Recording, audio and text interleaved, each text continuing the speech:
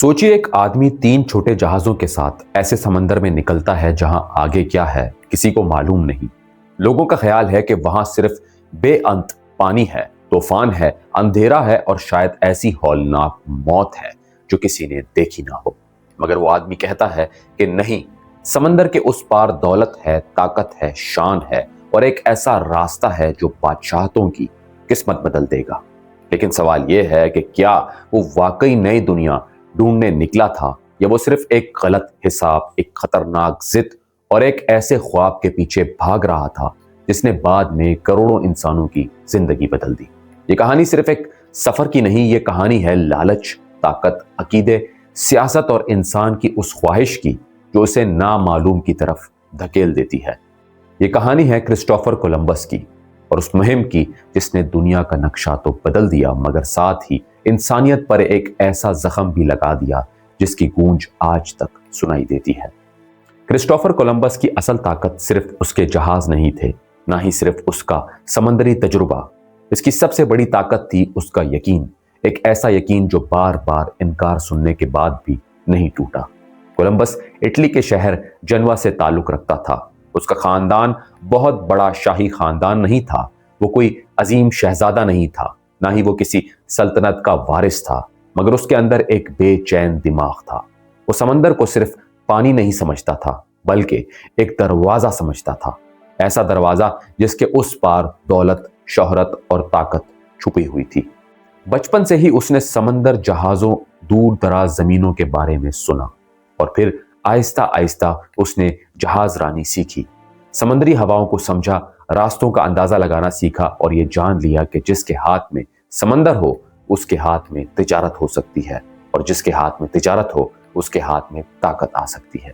उस जमाने का यूरोप बदल रहा था। मशरिक से आने वाली कीमती चीजें जैसे मसालेहा जात, रेशम, खुशबुएं और कीमती सामान बहुत महंगे दामों यूरोप पहुंचते थे। हिंदुस्तान, चीन और मशरकी इलाकों की दौलत यूरोप के हुक्मरानों को अपनी तरफ खींचती थी, मगर मसला यह था कि जमीनी रास्ते लंबे भी थे, खतरनाक भी और उन पर दूसरे ताकतवर लोगों का कब्जा भी था। जब कुस्तुनतुनिया पर उस्मानियों का कब्जा हुआ तो यूरोप के लिए मशरिक तक पुराने रास्ते पहले से ज्यादा मुश्किल हो गए। अब हर बादशाह चाहता था कि कोई नया समंदरी रास्ता मिल जाए ताकि वो दूसरों को पीछे छोड़ दे। यहां से समंदर सिर्फ सफर का जरिया नहीं रहा बल्कि सियासत का मैदान बन गया।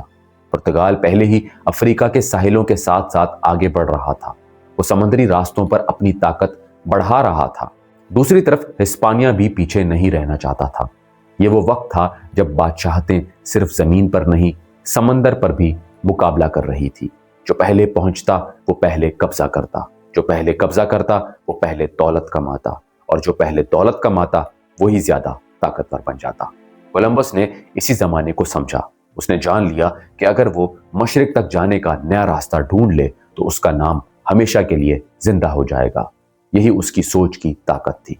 उसने ये ख्याल पेश किया कि अगर जमीन गोल है तो मगरिब की तरफ समंदर में सफर करके मशरिकी इलाकों तक पहुंचा जा सकता है। ये ख्याल बिल्कुल बेबुनियाद नहीं था, क्योंकि उस जमाने के पढ़े लिखे लोग जानते थे कि जमीन गोल है।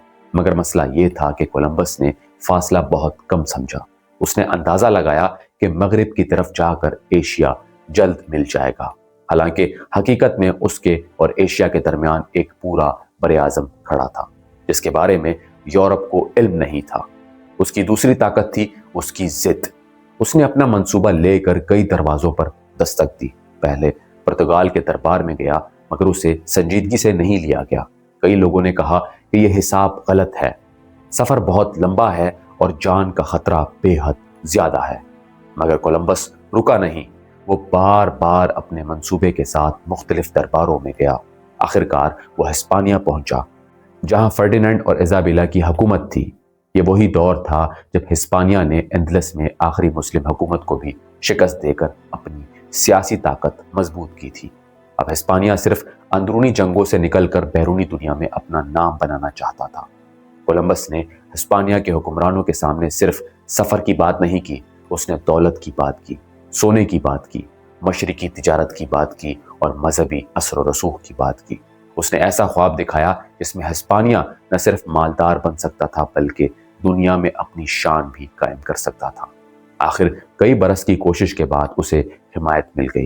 ये हिमायत अचानक नहीं मिली, बल्कि उस जमाने की सियासी जरूरत का नतीजा थी। हिस्पानिया को एक बड़ा मौका चाहिए था और कोलंबस ने उन्हें यही मौका दिखाया। उसे 3 जहाज मिले। ये बड़े शाही जंगी जहाज नहीं थे, मगर सफर के लिए काफी थे।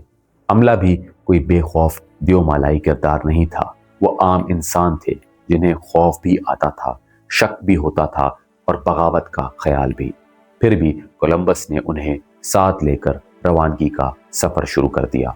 यहीं से उसकी एक और ताकत सामने आती है, कयादत। कयादत उस लम्हे में आजमाई जाती है जब लोग आप पर से यकीन खोने लगे, जब समंदर खत्म ना हो, जब दिन गुजरते जाएं, जब जमीन दिखाई ना दे, जब अमला कहे कि हम मर जाएंगे, तब कायद के चेहरे, आवाज और फैसले में एतमाद होना होता है। कोलंबस में यह एतमाद था। चाहे उसका हिसाब गलत था, मगर उसका हौसला टूटा नहीं।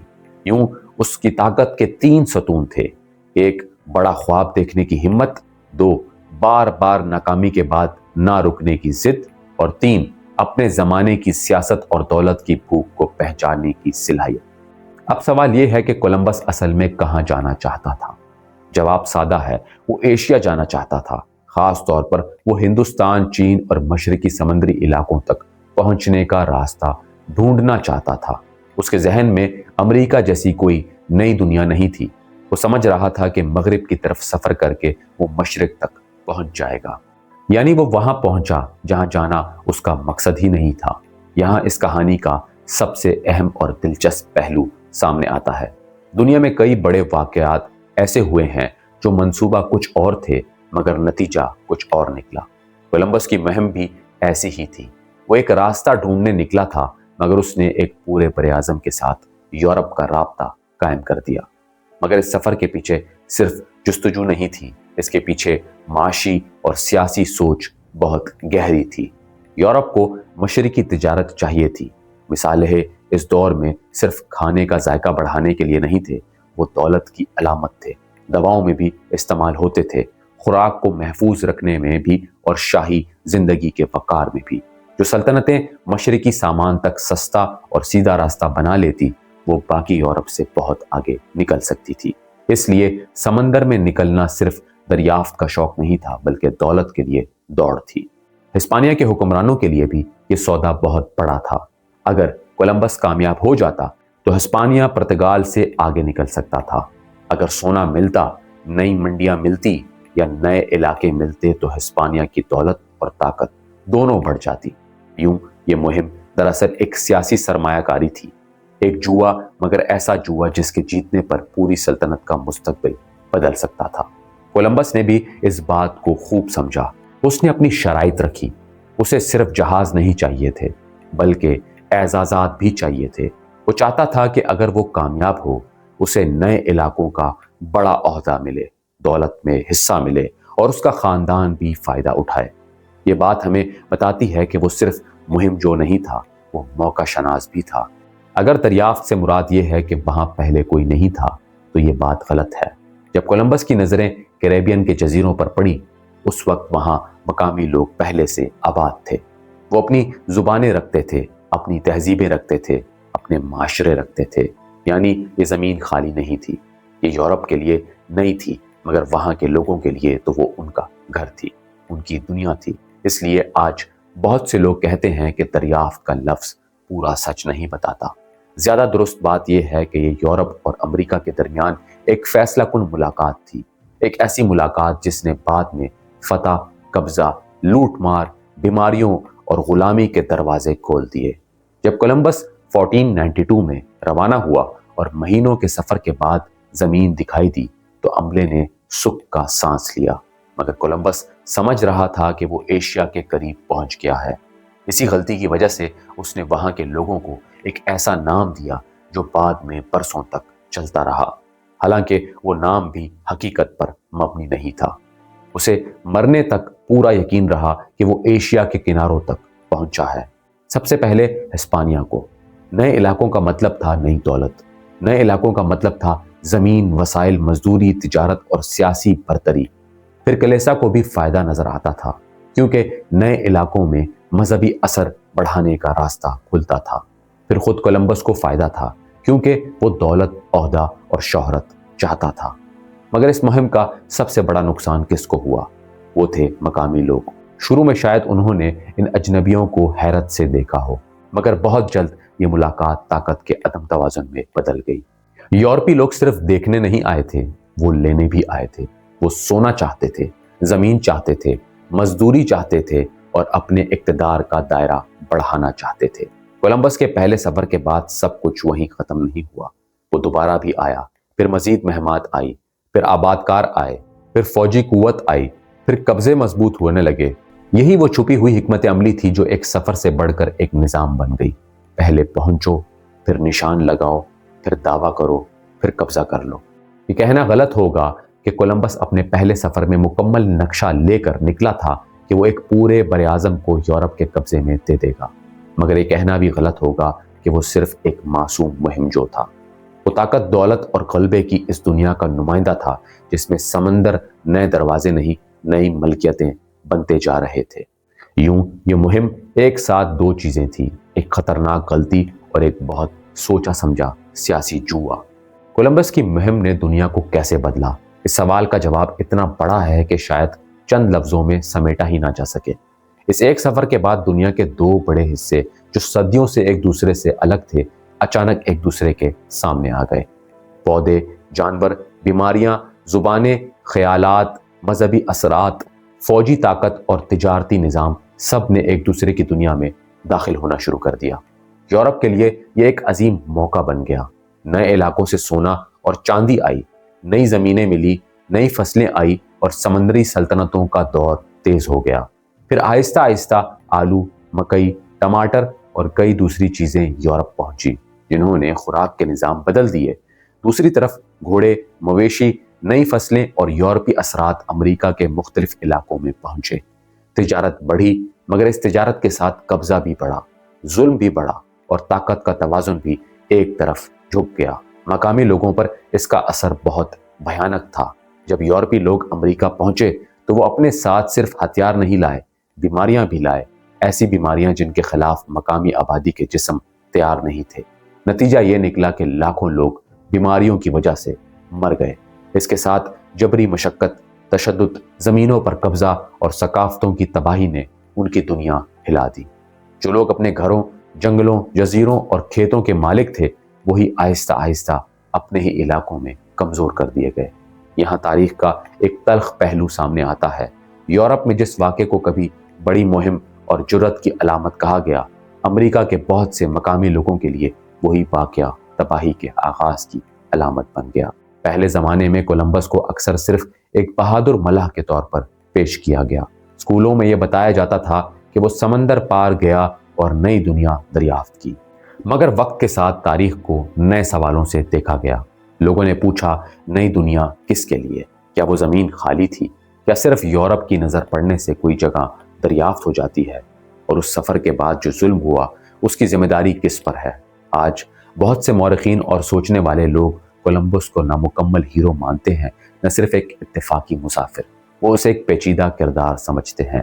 ایسا انسان جس میں جرأت بھی تھی مگر لالچ بھی، ایسا ملاح جس میں عزم بھی تھا مگر غلط اندازہ بھی، ایسا شخص جس نے تاریخ کا رخ موڑا مگر اس موڑ کی قیمت دوسروں نے اپنے خون اور زندگی سے ادا کی۔ ذرا یہ سوال سوچیں، اگر یہ مہم نہ ہوتی تو دنیا کیسی ہوتی؟ شاید یورپ اور امریکہ کے درمیان رابطہ کچھ دیر سے ہوتا، شاید کوئی اور ملاح، کوئی اور سلطنت، کوئی اور راستہ یہ کام کرتی، شاید وقت بدل جاتا، نام بدل جاتے اور طاقت کے توازن کچھ اور ہوتے۔ مگر ایک بات تقریباً یقینی ہے، جب یورپ سمندری طاقت کے ساتھ نکل چکا تھا تو وہ دیر یا سویر نئی زمینوں تک پہنچنا ہی تھا۔ البتہ اگر کولمبس نہ ہوتا تو شاید تاریخ کی رفتار کچھ مختلف ہوتی، شاید کچھ ثقافتیں زیادہ دیر تک اپنے نظام کے ساتھ زندہ رہتی، شاید کچھ علاقوں میں قبضہ دیر سے ہوتا، شاید کچھ لاکھ جانیں وقتی طور پر بچ جاتی، مگر یہ بھی ممکن ہے کہ کوئی اور زیادہ بے رحم طاقت پہلے پہنچ جاتی۔ کولمبس کی مہم کے بعد جو دور شروع ہوا، اس نے نوآبادیاتی نظام کو طاقت دی۔ یورپی سلطنتیں ایک کے بعد ایک دنیا کے مختلف حصوں میں پہنچتی گئی۔ گویا ایک سفر صرف ایک سفر نہیں رہا، बल्कि आने वाली सदियों की बुनियाद बन गया। यहाँ हमें एक और सबक मिलता है, इंसान अक्सर अपनी फतूहात को याद रखता है मगर उन फतूहात की कीमत भूल जाता है। कोलंबस की कहानी में भी यही हुआ। सदियों तक जहाज याद रखे गए मगर उन जजीरों के वो लोग भुला दिए गए जिनकी दुनिया बदल गई। नाम याद रखा गया मगर आंसू गुम हो गए। नक्शा याद रखा गया मगर कब्रें नहीं। और शायद यही इस कहानी का सबसे बड़ा असर है। इसने हमें यह सिखाया कि तारीख सिर्फ जीतने वालों की कहानी नहीं होनी चाहिए, तारीख उन लोगों की भी होनी चाहिए जिन्होंने कीमत अदा की। अगर हम सिर्फ ये कहें कि एक शख्स आया और दुनिया बदल दी तो बात आधी रह जाएगी। पूरा सच ये है कि उस शख्स के आने से कुछ लोगों के लिए नए दरवाजे खुले और कुछ लोगों के लिए हमेशा के लिए बंद हो गए। अगर आप कोलंबस का नाम सुने तो सिर्फ ये ना सोचें कि एक मलाह समंदर पार गया था। ये सोचें कि एक ख्वाब, एक गलत हिसाब, एक सियासी जुआ और दौलत की भूख मिलकर कितनी बड़ी तारीख लिख सकते हैं। ये भी सोचें कि दुनिया बदलने वाले हर सफर को सिर्फ बहादुरी की नजर से नहीं देखा जा सकता। कभी कभी अजीम महमात अपने पीछे अजीम जख्म भी छोड़ जाती हैं। क्रिस्टोफर कोलंबस एक ऐसा शख्स था जिसने नामालूम की तरफ सफर किया मगर उसके सफर ने सिर्फ रास्ता नहीं खोला, एक ऐसा दौर शुरू किया जिसमें ताकतवर और ताकतवर होता गया और कमजोर अपनी ही जमीन पर अजनबी बनता गया। वो नई दुनिया ढूंढने नहीं निकला था मगर उसकी मुहिम ने एक नई दुनिया जरूर बना दी। ऐसी दुनिया जिसमें समंदर फासले कम करते गए मगर इंसाफ बहुत बार पीछे रह गया।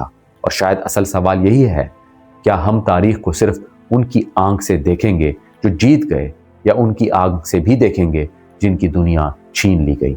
यही कोलंबस की मुहिम की सच्चाई है। ये सिर्फ एक सफर नहीं था, ये इंसानी ख्वाहिश, ताकत, गलती, लालच और अंजाम की ऐसी कहानी थी जो आज भी हमें आईना दिखाती है।